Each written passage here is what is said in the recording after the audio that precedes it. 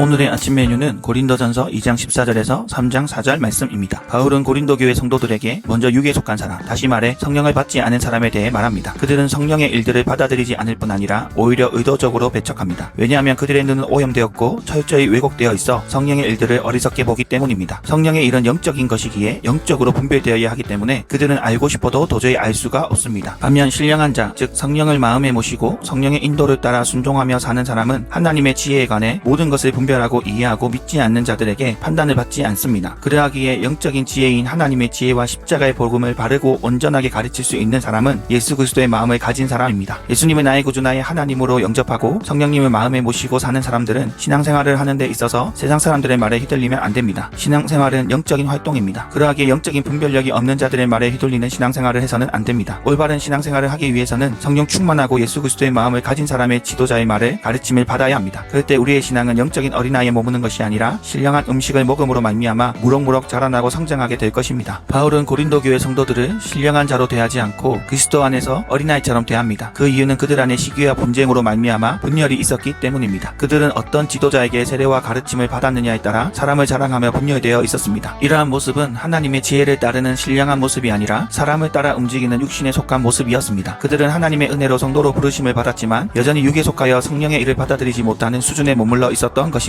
하나님의 은혜로 성도가 된 사람들은 옛 자아대로 사람의 생각과 가르침에 따라 살아가는 것이 아니라 하나님의 말씀에 따라 움직이는 삶을 살아야 합니다. 이렇게 살지 않는 사람은 공동체와 대인관계 속에서 많은 문제들로 인해 여러 고난과 어려움을 겪게 되지만 하나님의 지혜대로 살아가는 사람은 공동체를 통해 이 땅에 하나님의 나라가 임하는 것을 경험하게 될 줄 믿습니다. 결론 질문입니다. 코로나라는 팬데믹 상황 속에 영적 생활을 하는 데 있어서 누구의 음성을 듣고 있는지, 그리고 사람의 생각과 가르침을 따라 살아가는지, 하나님의 지혜를 따라 살아가고 있는지 스스로에게 질문해보는 시간을 가지시기 바랍니다.